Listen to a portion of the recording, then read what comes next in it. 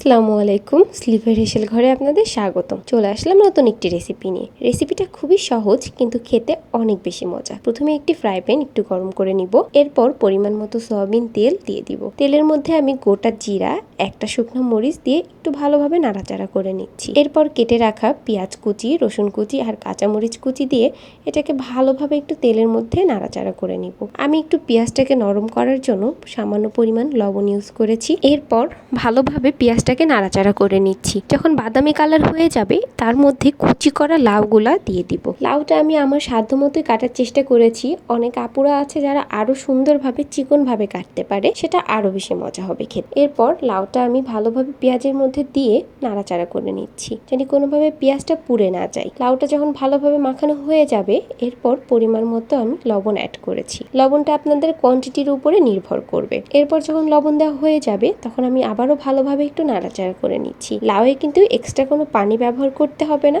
এখানে লবণ দেওয়ার ফলে লাউ থেকে এমনিতেই পানি বের হবে, আর সেটা দিয়েই লাউটা কিন্তু খুব সুন্দরভাবে সিদ্ধ হয়ে যাবে। এরপর পরিমাণ মতো হলুদ দিয়ে দিলাম। হলুদটা দিয়ে আমি ভালোভাবে নাড়াচাড়া করে এটাকে কিছুক্ষণের জন্য ঢেকে রাখবো। এরপর ঢাকনা দিয়ে ঢেকে দিলাম। কিছুক্ষণ পরে আমি ঢাকনাটা তুলে আবারও নাড়াচাড়া করে নিয়েছি। এরপরেই আমার তৈরি হয়ে যাবে লাউ ভাজি।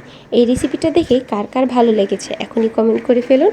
আর ভিডিওটা ভালো লাগলে অবশ্যই একটা করে লাইক, কমেন্ট আর ফলো করতে ভুলবেন না। আল্লাহ হাফেজ।